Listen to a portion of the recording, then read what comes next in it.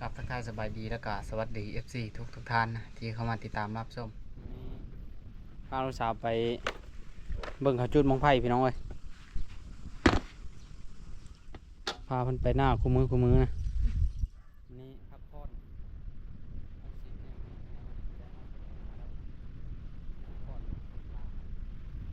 ใหญ่บ้านจอมห้าเดี๋ยวพี่สบายดีก่อนเดี๋ยวไปเขาพี่พาไปนะนบดีๆเหรอวะ นบพ่อแม่พี่น้องเบิดชูคูชูคนคอยไปบุญได้แบบนี้มาเด้อมาดินบุญน้ำสาวผู้ไทยน้อยว้าวนี่ก็มีอ้อตะข้อเนาะไปพี่น้องเว้ยเวงานกับมืออื่นต่อไม่นะ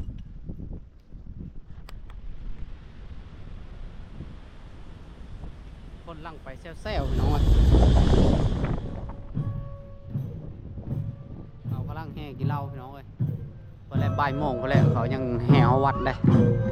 มาฮอดเลยมาฮอดมาแวะเลยนี่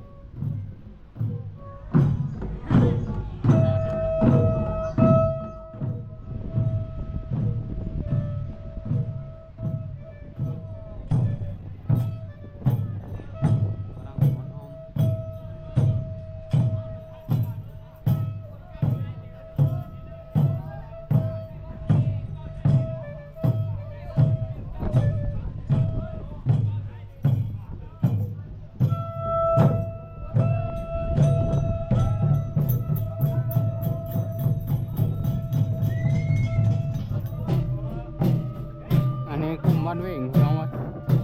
กลุ่มบ้านคอยแล้วแห่มาคอยกับพี่ท่านได้ไปแล้ว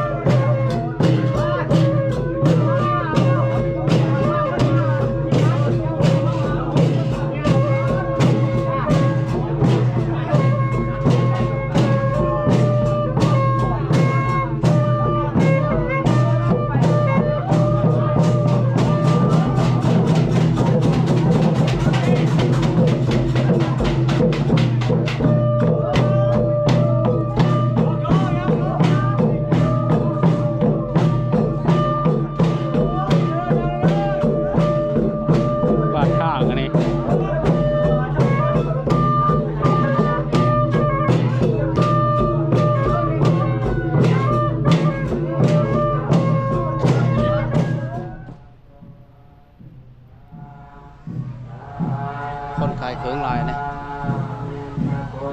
มีอาหารขายซินสุดเล็กน้อย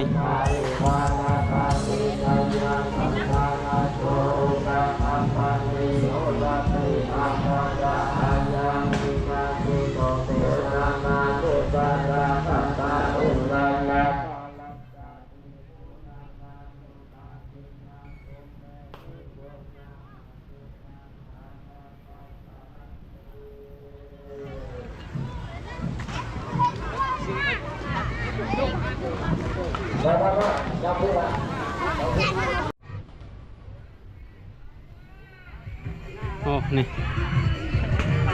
วงดนตรี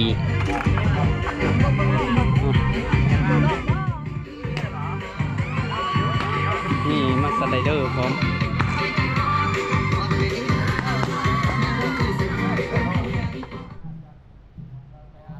พี่น้องเลยวันนี้ก็ถ้าเขาแห่วัดไปแล้วยังไปถ่ายเก็บบรรยากาศให้พี่น้องเบิ่งนะเขาขายเครื่องอะไรอยู่ถ้าเขาแห่วัดจุดลงไฟก่อนจีเก็บบรรยากาศให้พี่น้องเบิ่งเขากำลังแห่รอบบ้านอยู่นะพอแล้วประมาณวังบ่ายโมงบอกเขาแห่วัดนะบ่ายโมงหรือ11 โมงค่อยก็ยังอยู่จัง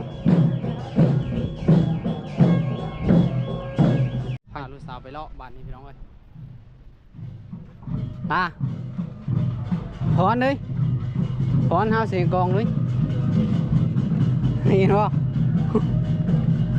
ไปกับไปแล้วก็เห็ดชุดแล้วนั่นก็อยู่ทางนานี่ชมเขากำลังยื้อเฮาวัดบ่ น่ะเขาขายเครื่องอยู่แถวนี้ เจ้าบิยา บ้านเฮาทั้งหมดอันนี้เขาแห่ก็แห่อยู่แต่เตอร์ผู้ใดอันนี้เขาแห่ไปผู้เลิกก็ลงเตอร์ก็เขาไปวิทย์เอากับไปย่างกำลังล่ะ โอ้คือมันสิไป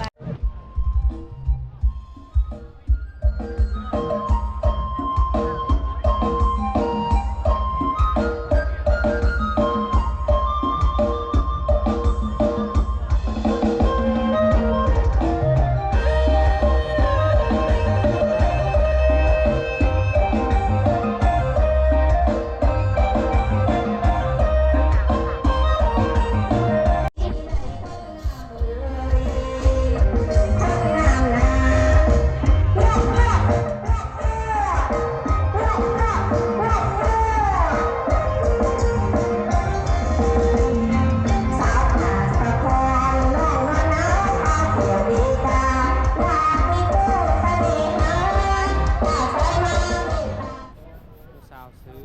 กระตุ้น ตอนเราบุญจิตท้ายว่าต้องหายด้านหน้าจริงๆเดียวไม่บุญเนี่ยว่าเฮาจะได้บุญเจริญก็ลองบุญเนี่ย เธอเลิกแล้วนะ บุญตัวคะแนนตัวเราก็ อย่าทั้งคอยตี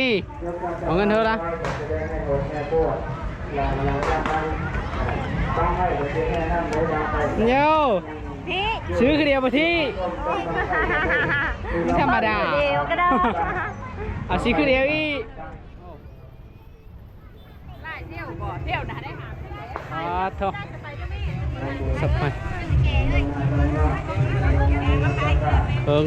ลายขนาดเลย กระเป๋ากระตุ้นเอาไปเลอะบ้างหน่อยไปละเอาไป แต่ยอดบริวารทั้งสองยอดเอกแต่ยอดบริวารนั่นนี่ท่านเลือกผ้าเลือกน้ำเลือกผ้า เขาตั้ง อ่า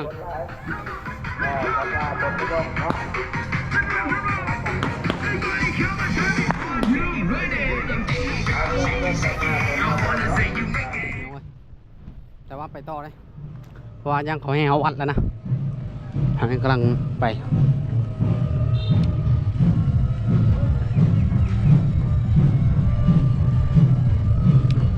เบิ่งน่าจะให้เอาวัดแหละพี่น้องเอ้ย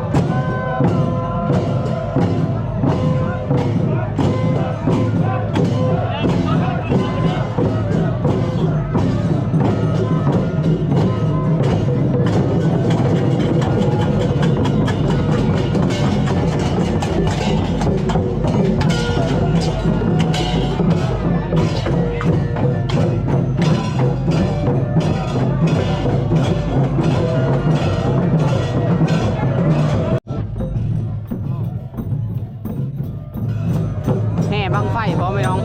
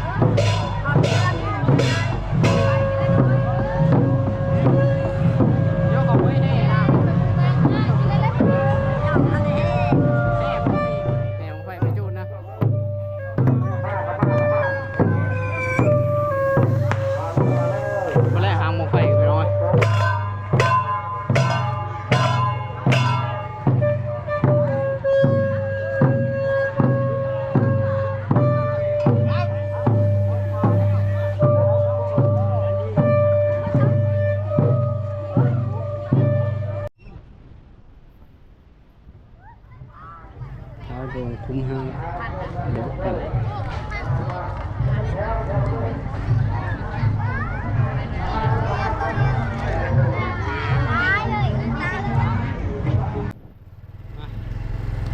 เมื่อไรพี่น้องไอ้บ้านนี่เมื่อยทาแล้วแต่วิทย์ว่าถ้าเขาจุดบังไฟ